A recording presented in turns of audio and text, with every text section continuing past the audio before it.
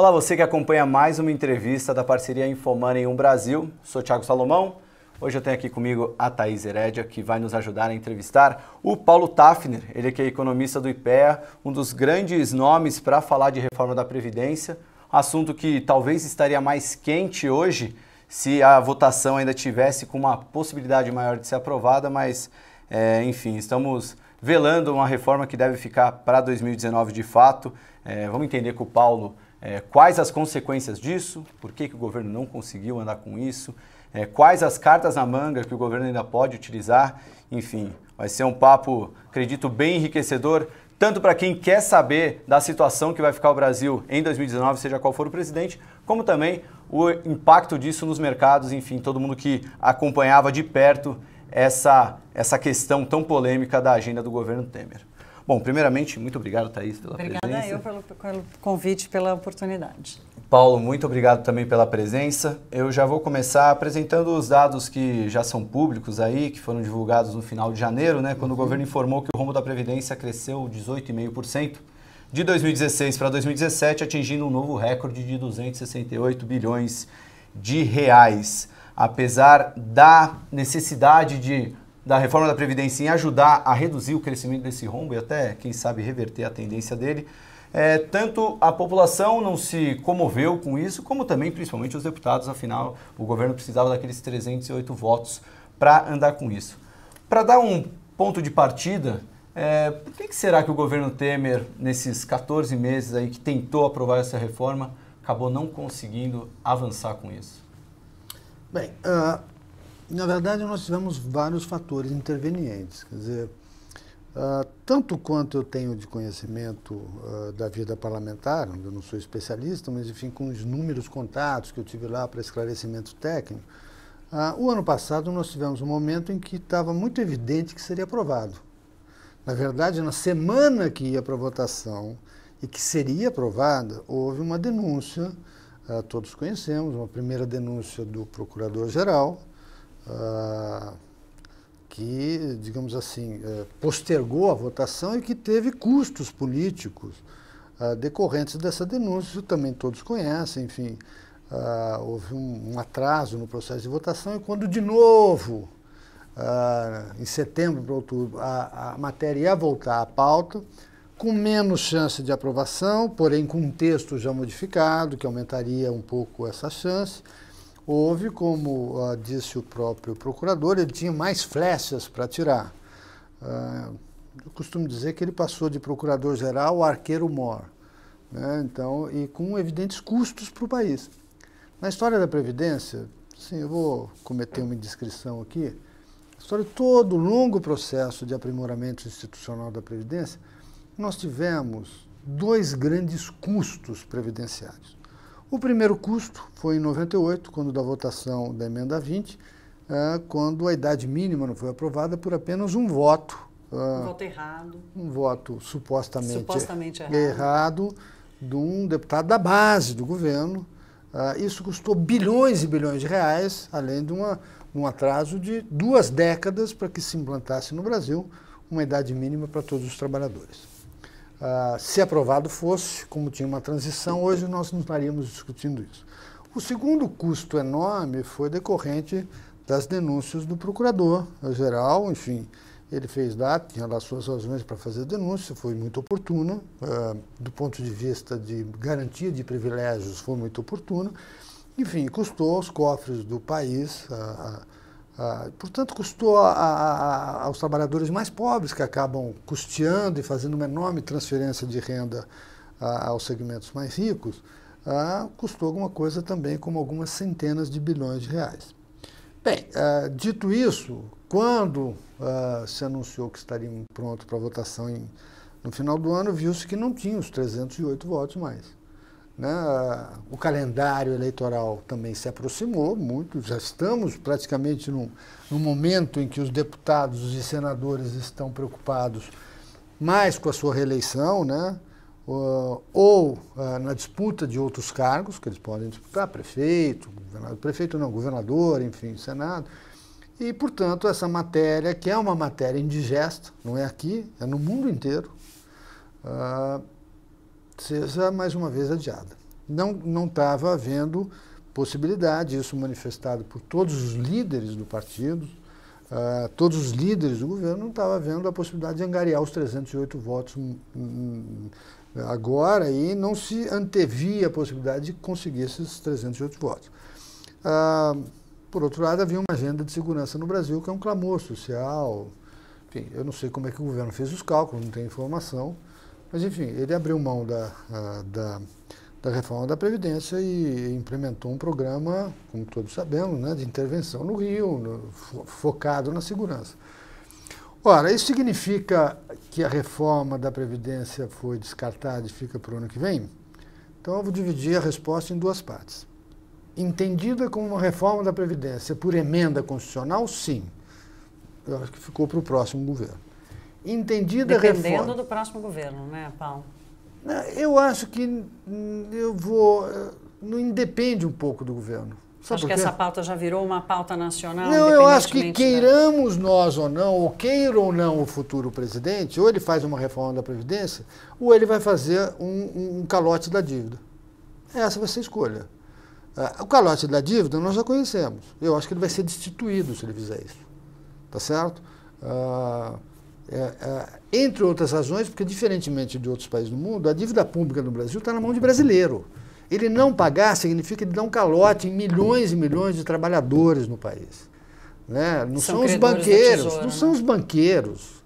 Isso quem fala é quem não conhece o que é a dívida pública. Todo mês é o relatório do Banco Central. Os grandes detentores da dívida pública são trabalhadores, que fazem poupança de 5 mil, 8 mil, 10 mil reais. Como foi na época do Collor, quando se imaginou, não tem ninguém, tinha sim o trabalhadorzinho que ao longo da vida poupou, na época era 50 mil cruzados, eu não lembro, sim. Era 50 alguma coisa. 50 mil dinheiros. 50 mil dinheiros da época, um monte de trabalhadorzinho que você imaginava, que o cara tinha ao longo da vida, ele e a mulher, constituído uma poupança para os filhos, ou para fazer uma casa, ou reformar, e eles foram garfados nisso. Muito bem, os custos foram enormes, viu-se que ao contrário do que se imaginava, você não pegou só rico, não, você pegou rico, classe média, pobre, todo mundo. E quem pagou mais foram os mais pobres, porque além do mais eles perderam o emprego. Gerou uma crise de financiamento do setor privado, que o que nós tivemos foi uma recessão. E é o que vai acontecer. Então ele não terá opção. O presidente, seja ele qual for, ele pode dizer que não vai fazer, mas ele terá que fazer ou terá que dar um calote na dívida pública para financiar o Tesouro. Não tem outra possibilidade. Porque o aumento de imposto que vai ocorrer é o seguinte, ele vai conseguir aumento de imposto aqui e ali, um pouquinho, ele pode, mas vai ter uma enorme sonegação, porque ninguém mais aguenta a carga tributária. E se fizer isso, tem um efeito colateral, que é a capacidade de competição da economia, vai para um pé. Aí é que para a economia de vez. Então, eu acho que inexoravelmente, não na campanha, mas uma vez eleito, qualquer que seja o presidente terá que mexer nessa questão. Qualquer que seja o Congresso também. Qualquer que seja o Congresso. E o presidente eleito, ele vai para cima do Congresso e fala, escuta, eu tenho um mandato para isso mesmo, vou ter que fazer. Como o Lula fez em 2003. Ele não falou que ia fazer a reforma da Previdência no setor público. Aliás, é base eleitoral dele e do PT. E no segundo mês de governo, ele falou, vou fazer. Inclusive os parlamentares do PT que se colocaram contra, ele falou, sai do partido. E pôs para fora do partido. Isso é uma agenda do governo, vai ter que ser aprovada. Não vão votar? Sai do partido. E pôs lá, aqueles mais malucos saíram do partido, né? Querendo ser mais realista do que o rei. E o Lula fez isso. Né? Então, eu acho que o próximo presidente terá que fazer, seja ele qual for. Poderá fazer mais ou menos abrangente, porém terá que fazer. Então, a agenda PEC, ou seja, a transformação constitucional, eu acho que não é mais para esse ano. Não acredito que depois de eleito o novo presidente, o Congresso possa votar. Eventualmente sim, não sei. Mas aí também vai ser diferença de meses, vai ser dezembro, né? Novembro, dezembro. Ou o próximo governo. Eu acho que será mais legítimo com um novo governo eleito, apresentar a proposta à nação, ao Congresso e falar, precisamos disso no primeiro ano. Entretanto, a outra parte é uma agenda infraconstitucional, que já existe. Eu mesmo, Fábio Jambiase, já escrevemos sobre isso. Olha, o que a gente pode fazer se não tiver PEC? Lá atrás, 2 anos e meio atrás, aliás, num fórum aqui do INSPER, que foi feito, um seminário sobre questão previdenciária, nós apresentamos isso e foi muito interessante. Tem uma agenda infraconstitucional, tem muita coisa que pode ser feito, porque parte da matéria jurídica, previdência, é feita por legislação infraconstitucional. Vou dar um exemplo, o fator previdenciário é infraconstitucional. o cálculo do benefício com 85, 95. É infraconstitucional. Você pode mexer nisso. Você pode mexer e corrigir a legislação, por exemplo, que diz respeito ao benefício rural. Não mexer no valor, nas condições, isso você não pode mexer.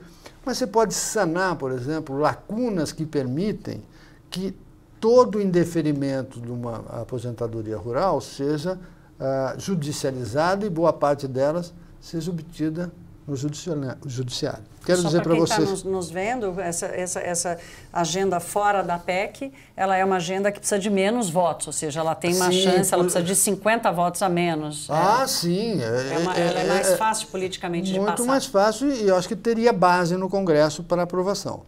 Até porque os itens que são constitucionais, por exemplo, a idade mínima, o tempo de contribuição, você não pode mexer. Está lá na Constituição. Mas uma série de outras coisas. Então, por exemplo, as pessoas não sabem, mas 1/3 dos benefícios rurais são concedidos por decisão judicial. Por quê? Porque ele vai ao INSS, requer o benefício e ele não preenche os requisitos.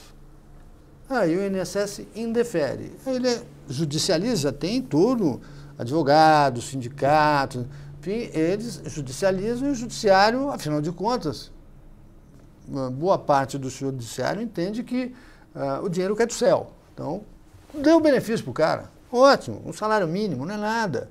Sim, mas são 8 milhões de salários mínimos. Não é são 8 milhões. Então, todo mês que são pagos. Além do mais, há coisas que podem ser mudadas. Por exemplo, o requisito de que um sindicato pode atestar que alguém foi trabalhador rural. Eu acho uma aberração, até porque não cabe ao sindicato dizer se o cara foi ou não foi um trabalhador rural. Isso não é função do sindicato. O sindicato vai lá brigar por condição de trabalho, salário, mas não ser um atestado. Um avaliador. Né? E dizer, você foi trabalhador rural e a minha declaração vale mais ou menos como a UNE, né? Declarar que você é estudante. Como? A UNE? Por que a UNE? Por que não uma universidade? Por que não uma escola? Porque afinal ele deveria estar matriculado nessa... Apresenta a matrícula, amigão, não é declaração da UNE. São coisas que tem na nossa legislação. Então isso pode mexer. E há muito, muito mais coisa para fazer na legislação infraconstitucional.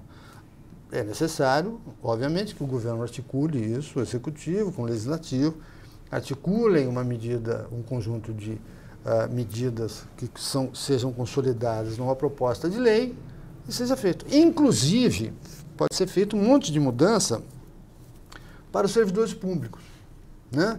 Corrigindo, em parte, a enorme iniquidade existente entre o trabalhador da iniciativa privada e o trabalhador do setor público. Mas, Paulo, foi exatamente para manter o privilégio do servidor público, quer dizer, foi essa categoria que mais teve força no Congresso Nacional para impedir que deputados assumissem seu voto, né? Foi exatamente essa categoria que conseguiu dissuadir o Congresso Nacional de votar a reforma da Previdência, que no seu projeto original mexia exatamente nesse negócio. Você acha que mesmo mudando de PEC para projeto de lei, o Congresso consegue escapar dessa pressão corporativa do servidor público? Eu vou te devolver inicialmente com uma pergunta, até porque eu sou histórico de jornalista de Brasília, te confere maior capacidade... mas hoje eu não estou aqui para responder, não, só para perguntar. Então, me diga uma coisa.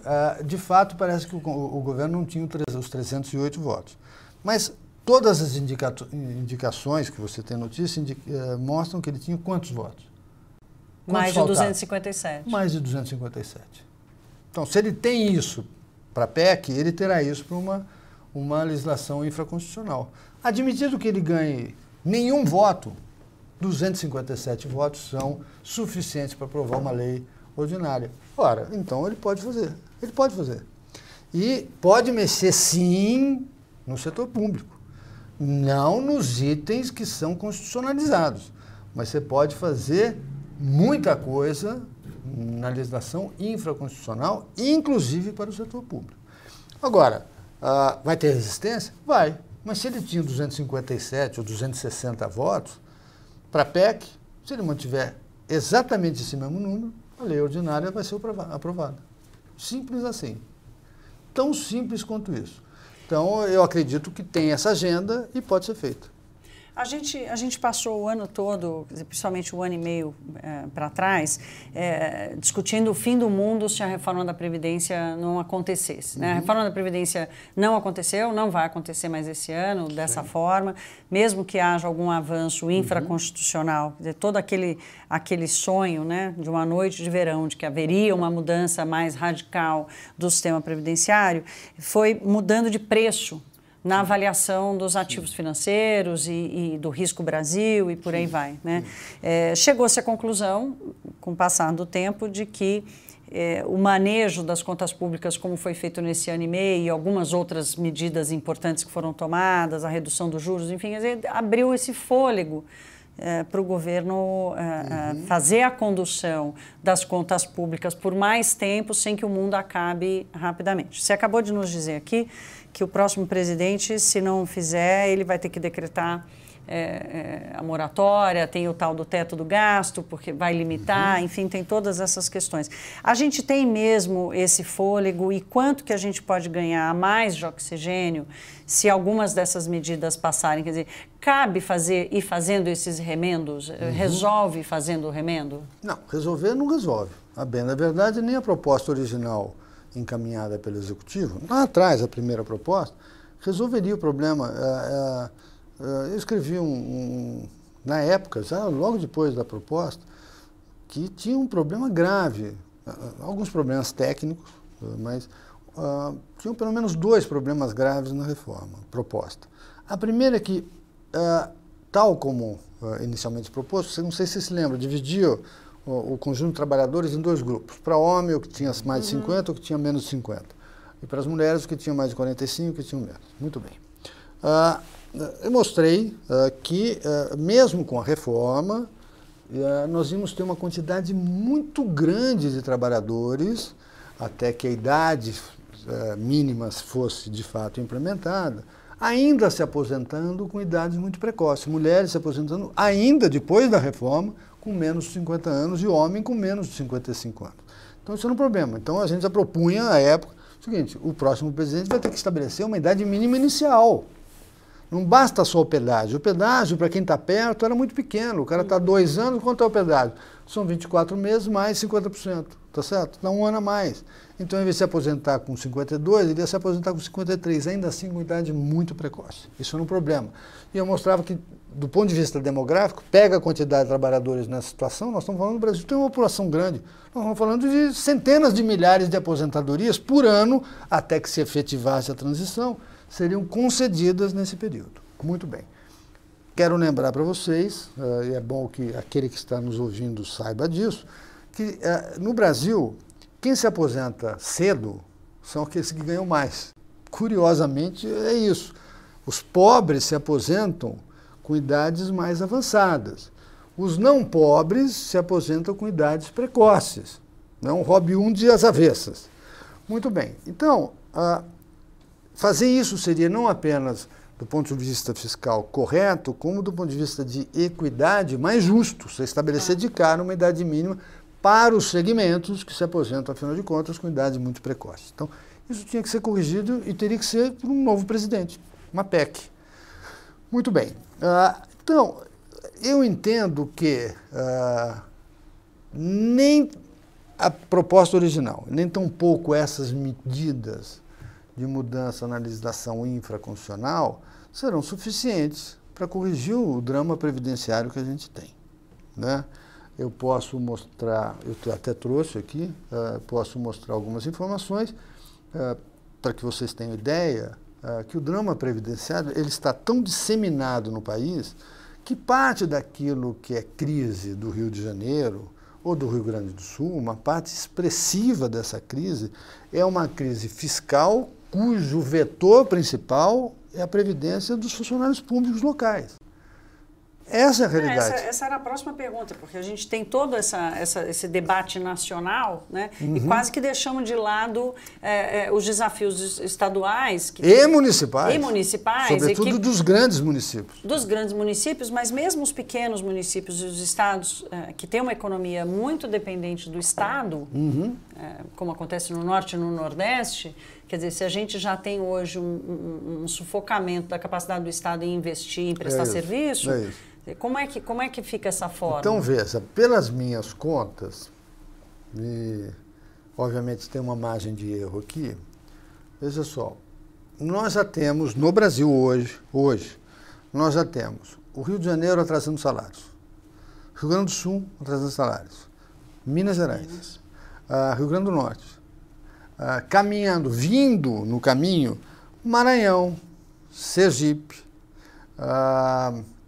eventualmente, ainda não está definido, talvez a Bahia, eventualmente ainda Goiás. Então, a minha previsão, pela minha estimativa, nós teremos até o meio do ano mais ou menos 9 unidades da federação com atraso de salários. Vários municípios já estão com atraso de salários. Na hora que você vai olhar o orçamento desses estados, lamentavelmente, e aí é grave, porque, veja, diferente da União, em que o maior problema é o INSS e não os funcionários públicos, o maior problema fiscal, eu digo. É uma injustiça enorme, mas no caso dos estados, o maior problema é a previdência dos servidores públicos. Isso por quê? Porque, senhores, quem presta serviço à população não é a União, são estados e municípios. Exatamente. Então, veja só, no caso dos municípios, uma parcela considerável da sua mão de obra é composta de quem? De professores do ensino fundamental, porque, afinal de contas, cabe constitucionalmente aos municípios esta prestação de serviço. Em geral, essa participação da mão de obra é de 50%. De todos os trabalhadores de um município, 50% é professor. No caso, aí é agravado pelo fato de que no ensino fundamental, quase 80% do magistério é feminino, que se aposenta com regras mais cedo. Os professores mais cedo e as mulheres mais cedo ainda. Muito bem. No caso dos estados, eles são responsáveis por duas funções fundamentais. A primeira, educação média. Então, de novo, o caso do magistério. Segurança pública. Ambas as categorias, têm uma aposentadoria especial. São as chamadas categorias com regimes especiais. Ambos se aposentam com muita precocidade. Pega o estado de São Paulo, por exemplo, não sou eu quem diz, o governador Alckmin diz, tem um monte de coronel aposentado com menos de 50 anos. É essa a realidade. Muito bem. Então, os prestadores de serviços são municípios e estados, cuja mão de obra está concentrada em duas categorias. Nas categorias especiais, que são as mais caras, que aposentam mais cedo. Então, veja, o que está acontecendo hoje, para boa parte dos estados do país, você tem em torno de 50% ou mais do gasto com o pessoal com aposentados e pensionistas. Ora, como é que sai disso? Como é que você sai disso? Você tem que criar algum mecanismo para que os entes subnacionais, estados e municípios, possam equacionar isso. Mas pergunto a vocês conhecem isso aí? O que diz a lei de responsabilidade fiscal quando ocorre o gasto pessoal explode? Você pode mexer numa variável, sabe qual é? Pessoal ativo. Só que se mais da metade é com inativo, você está mexendo numa parcela. Em algumas áreas, você não pode demitir. Você precisa do cara lá, prestando educação, saúde, você não pode demitir. Claro que há alguns estados e tal, que você tem um inchaço localizado. Em geral, não são nessas áreas, tá certo? Então, a única variável que você pode mexer, primeiro, é menos da metade. E segundo, você vai atingir áreas que não são numericamente expressivas, porque as que são você não pode emitir, porque ele precisa dessas pessoas. E que não são o cerne da questão. Então, nós temos que criar mecanismos, e a legislação infraconstitucional permite isso, se for feita a reforma, permite que você dê alguma folga para que esses governadores, esses prefeitos, tomemos a cidade de São Paulo. Pergunta ao nosso secretário das Finanças, Caio Megalha. Pergunta para ele quanto que ele vai ter que pôr extra contribuição patronal, quanto que ele vai ter que pôr para suplementar a insuficiência de caixa do regime previdenciário do município este ano. Pergunta para ele. E daqui 5 anos, quanto que está previsto? E é coisa de bilhão. Não, é coisa de dezenas de bilhões. Dezenas de bilhões. Significa dizer, que eu posso adiantar para vocês, que daqui 7 anos, 2025, o que ele terá que suplementar o sistema previdenciário do município do Rio será equivalente... de São Paulo, será 70% do orçamento dele. Pergunto. Quebrou. Quebrou? Ele já está quebrado. Estamos falando de São Paulo, que pelo menos não está nessa sua lista negra aqui do... Não está. Tem gente que está em situação pior. Então, veja... E que é a cidade que mais arrecada, é a cidade mais rica. É o quinto, sexto maior orçamento do país. É muito maior do que vários estados do país, enfim.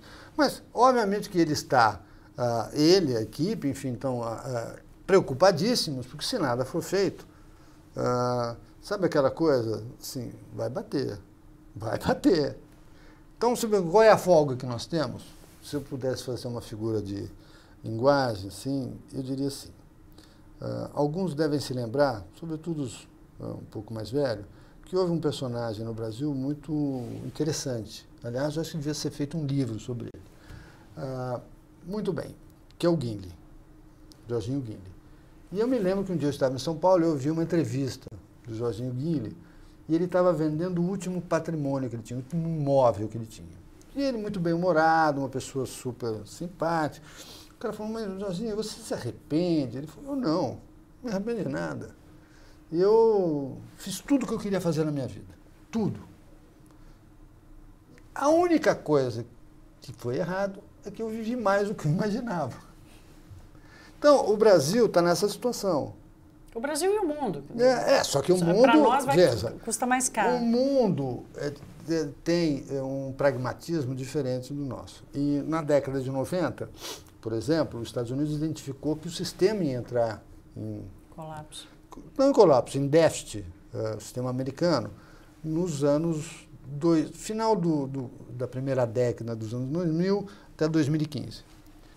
Verificaram que eles falaram, bom, vamos começar a mudar agora. E aí eles fizeram um programa de mudança, de aumento da idade, que está em vigor, termina em 2022 ou 2023. Com 20 anos de antecedência, eles anteciparam e fizeram uma reforma. O Brasil... tem um livro que eu fiz com o Fábio, que é Demografia, Ameaça Invisível. Na verdade, o título original, mas que aí era O Elefante Invisível. Por quê? Porque é um pouco difícil alguém achar um elefante invisível. Né? Ver um elefante é uma coisa tão grande, mas enfim, no Brasil... Não dá para ignorar. No Brasil, então, ficou Ameaça Invisível. E o subtítulo é o drama previdenciário que o Brasil se recusa a encarar. É isso, a enfrentar essa... Então, o Brasil se recusou sistematicamente a enfrentar isso aí. Poderíamos ter feito lá atrás. Uma mudança progressiva, nós tínhamos tempo. Hoje, o que o governo está fazendo do ponto de vista fiscal? Tendo em vista que ele não tem a economia prevista da reforma da Previdência. Ele está usando o que se chama a receita não recorrente. Então, trouxe dinheiro do BNDES, fez um refis, fez o que lá. Só que vende uma estatal. O último imóvel vai chegar. A gente tem algum tempinho? Tem. Mas o último móvel, como o Jorginho, vai chegar. E aí? E aí? Ou você morre, ou você vai viver na miséria ou de favor. Um país não vive de miséria ou de favor. Ele quebra e você tem uma hecatombe social. Né? Porque o Estado falido significa ausência de prestação de serviços públicos. Segurança, senhores. Saúde. Então... nós vamos ter uma hecatombe social. E onde é que vai ocorrer? Nos grandes municípios e nos estados. Por que o mercado financeiro está tão suave com esse adiamento? Enfim, tudo bem que já estava no preço, mas mesmo assim não foi um preço muito caro. Precificar a não votação da reforma não foi caro, né?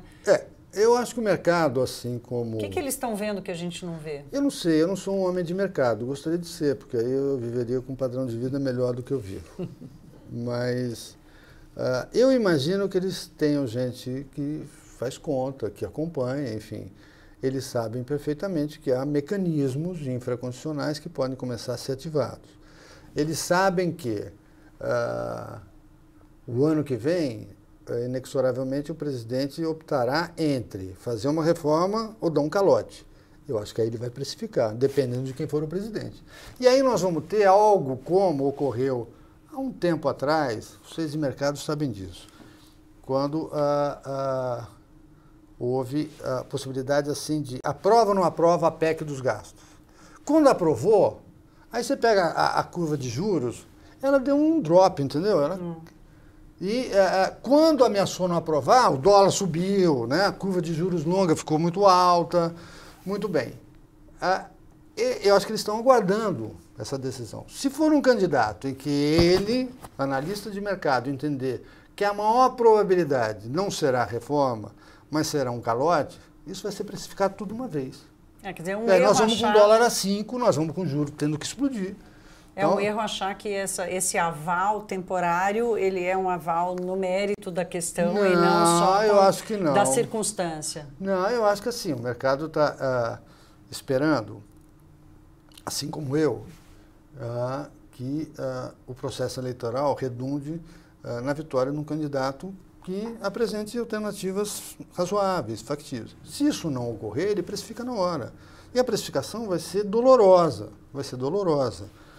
nós vamos ter, como já tivemos no passado, explosão de certos indicadores, né? Seja para cima ou para baixo, mas de todo lado, todos negativos. Então, eu acho que o mercado espera que o processo seja um processo, digamos assim, mais tranquilo, mais sossegado, mais equilibrado, no sentido de que temos que fazer as mudanças, temos que fazer as reformas e sinalizar para todos os agentes, para os trabalhadores, para os empresários, que o Brasil vai caminhar num percurso de sensatez. Se assim não for, a precificação é instantânea. E que, alguns críticos entendem que mercado alguns falam esse ente mítico, mercado somos nós. Claro. Mercado sou eu quando eu vou no supermercado e vou lá comprar minha sopinha. Eu compro uma sopinha que eu gosto, incremento a sopinha para a noite. Mas, ou quando eu vou lá e compro pão, ou quando a dona de casa vai lá e compra os seus alimentos para a família, isso é um mercado. Isso é um mercado. E se ela é tão mercado, se ela sabe que o preço do arroz vai subir, ela antecipa a compra. Ela está fazendo mal. Não, ela está agindo racionalmente. Se ela sabe que o arroz vai subir, ela antecipa a sua compra. Claro. O mercado também faz isso. Se eu sei que alguém vai tomar dinheiro do setor privado via calote da dívida pública, eu precifico agora. Não há nada de errado nisso, é o contrário. Porque eu sempre costumo dizer para os meus alunos que preço é uma dádiva. E ele é mais ou menos como dor. Ele sinaliza. E é bom que seja dor. Que tem alguma coisa errada. Ele sinaliza. Você sabe de uma coisa? A hanseníase foi um mal da humanidade, uma coisa ainda tem no Brasil, tá? A hanseníase é uma doença decorrente de um bacilo que ele acaba com a sensibilidade das terminações nervosas. Significa dizer que se você puser a mão no fogo, você não sente. E aquilo queima. Você não sentiu, mas queimou. E ao queimar o tecido, ele fica exposto à bactéria, vírus, e começa a apodrecer. Então todo mundo lembra da lepra, como assim, tá caindo o dedo, mas fundamentalmente é o seguinte, ele não sente dor. Ao não sentir dor, se protege. Você não cria mecanismo, né, que sinalize o seu corpo e fala, tira a mão daí que está queimando. E, portanto, você não se protege. Se queimar, você vai passar um remédio. E, portanto, você vai proteger o seu organismo. O preço é assim. Ele sinaliza os agentes. Né? Quando o preço sobe, significa que você tem problema de ajuste entre oferta e demanda. Isso sinaliza, por exemplo, o cara que vai plantar ou tomate ou feijão. Ele escolhe, em função do quê? Daquilo que ele está vendo com sinal de preço e aquilo que ele imagina que vai ser no futuro. Então, é uma maravilha. Mas existe uma corrente de pessoas, e lamentavelmente de alguns economistas, para os quais preço é uma tortura. O mercado é um horror. Ou seja, eles gostam de lepra. Eu não gosto. Eu prefiro ter um mecanismo que me proteja. Paulo, deixa eu te perguntar uma coisa. Você falou várias vezes aqui em equilíbrio, né? Em sensatez. Se o Congresso tiver a sensatez e o equilíbrio de encaminhar essa pauta infraconstitucional, que a gente vai conhecendo aí, provavelmente nos próximos dias, e entendendo a factualidade dela e se é possível levá-la para frente. E ano que vem a gente vai ter que enfrentar um movimento de mudança constitucional, sim, né? De PEC. Sim. Nós vamos ter que voltar para o instrumento da PEC. Vai dar para ter o equilíbrio entre essa pauta infraconstitucional que vai seguir e a retomada de um guarda-chuva bem maior, de mudança constitucional no ano que vem? Eu acho que sim, porque, veja só, a pauta infraconstitucional, no que diz respeito aos trabalhadores da iniciativa privada, ele pode simplesmente mexer, basicamente, daqui para frente, em fixação do valor do benefício. Por exemplo, revogar o 85/95 foi um crime. Um crime que, entre nós, é um absurdo. Ele pode restaurar exclusivamente o fator e corrigir o fator. O fator é uma fórmula. Então, ele pode corrigir. Então, isso é importante. Daqui para frente, então, o trabalhador vai fazer cálculo se ele vai se aposentar diante de um fator ou se ele vai adiar um pouco a aposentadoria, esperando um fator melhor.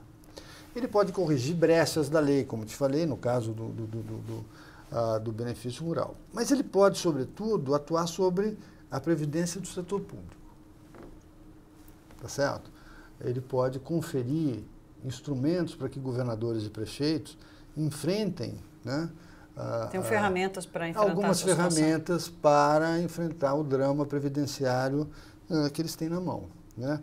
Eu sempre costumo dizer que os governadores e prefeitos, eles são um pouco reféns, né, da União.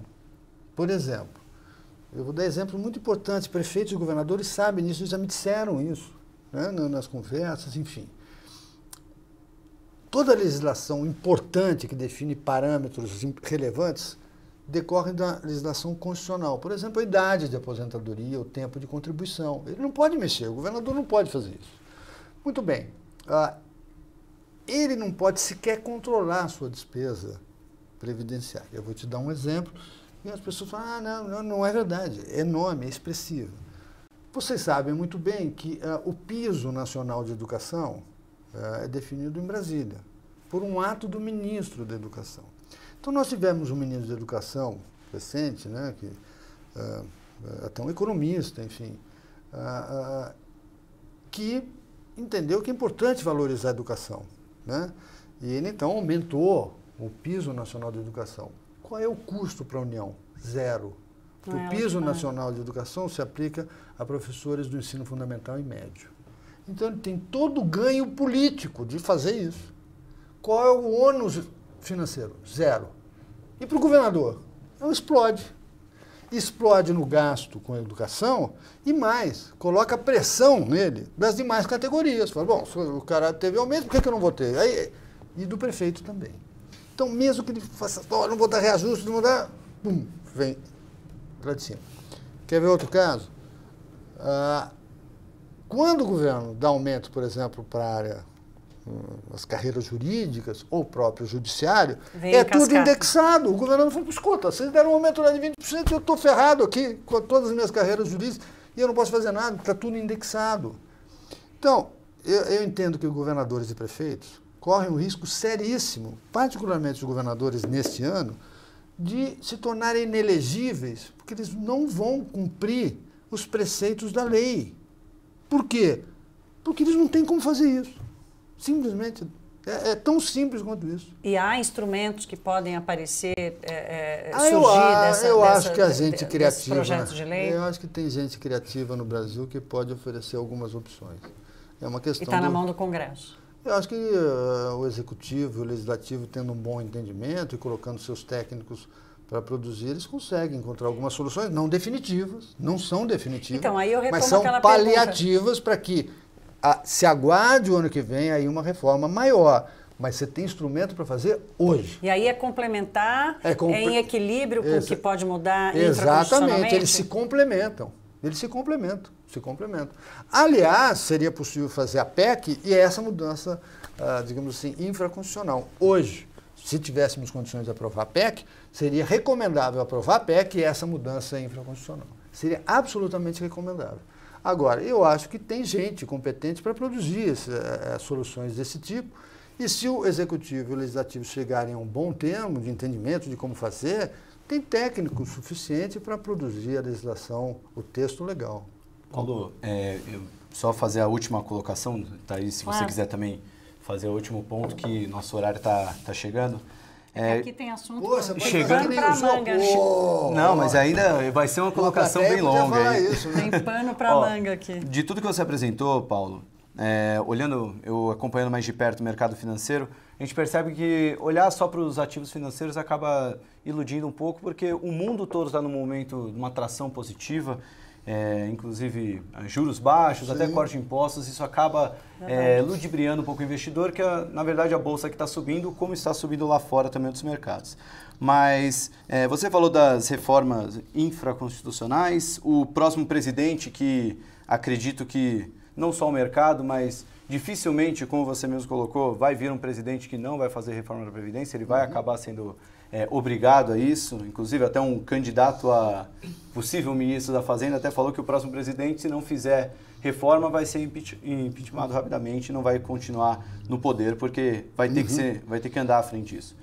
Então, olhando de uma maneira bem simples, o que já dá para ser feito de reforma infraconstitucional que já poderia dar um fôlego tanto para o Brasil como para o mercado?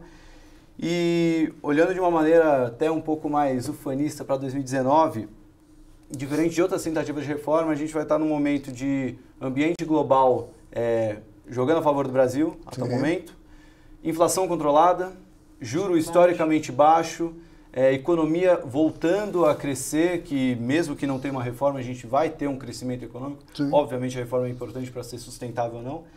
Diante desse pano de fundo até favorável, você acredita que agora vai uma reforma da Previdência em 2019? Eu acho que, dada a experiência, é mais ou menos que nem o plano real.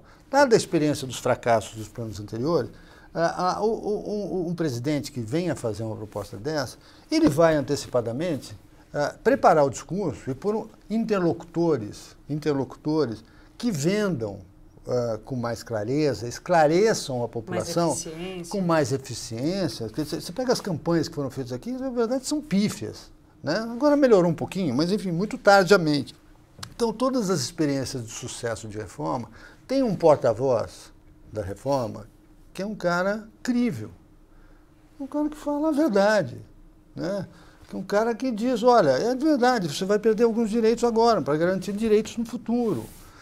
Saiu uma pesquisa um tempo atrás, eu até escrevi um artigo no jornal com a Carolina Botelho, sobre, exatamente fazendo, da Ipsos, eu acho, fazendo questões. Se você olhar, quando você faz a pergunta para o cara, olha, você aceitaria a mudança aqui, para ter certeza que seu filho vai ter? Ele fala, eu aceitaria. E se for para o outro? Não, para o outro não. Ele não está preocupado com o outro. Então significa dizer que boa parte das pessoas entendem que, primeiro, há um problema de previdência no Brasil e no mundo. Segundo, eles entendem que há enormes privilégios no sistema previdenciário. Tem que ser comunicado isso. Tem que ser comunicado. Tem que ser melhor explicado. Explicado. Né? E, ao mesmo tempo, sem demonizar. O funcionário público, ele diretamente não é responsável por ter privilégio. Foi feito assim. É hora de acabar com o privilégio, né? Então a reforma tem que tratar disso com todas as letras, sem também demonizar. Funcionário público, tem muito funcionário público. Eu fui durante 30 anos funcionário público, 38 anos funcionário público, me aposentei. Eu sou um dos privilegiados do sistema.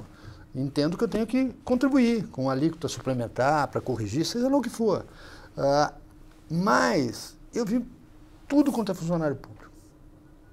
Bom, ruim, sério, não sério, tem todo tipo, homem, mulher, branco, preto, tem todo tipo.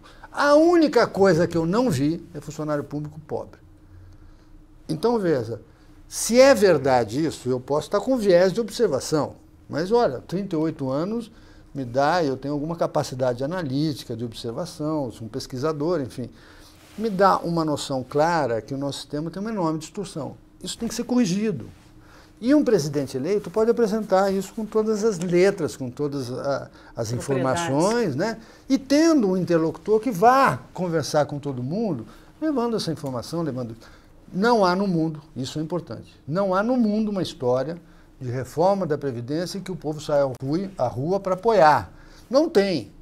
Não, mas não é isso que é relevante. É você ter a possibilidade de fazer a reforma sem um obstáculo tamanho que torne a reforma inviável. E eu acho que, nessa medida, 2019 é um ano promissor. Bom, gostaria de agradecer a aula. Dava para continuar mais uns 45 minutos, né, Thaís? Bom, obrigado pelo papo, Paulo. Muito obrigado por toda a aula. Espero que em 2019 a gente esteja um pouquinho mais aliviado com tudo isso, né? Bom, acredito que o cenário deve melhorar conforme as coisas vão passando e o pessoal perceba que, de fato, reforma da Previdência é um problema aritmético e não ideológico, né? Bom, obrigado por tudo, Paulo. Obrigado, Thaís, pela ajuda na entrevista. Espero que vocês tenham gostado de mais uma entrevista em InfoMoney Brasil. A gente se vê mês que vem com mais uma entrevista. Tchau!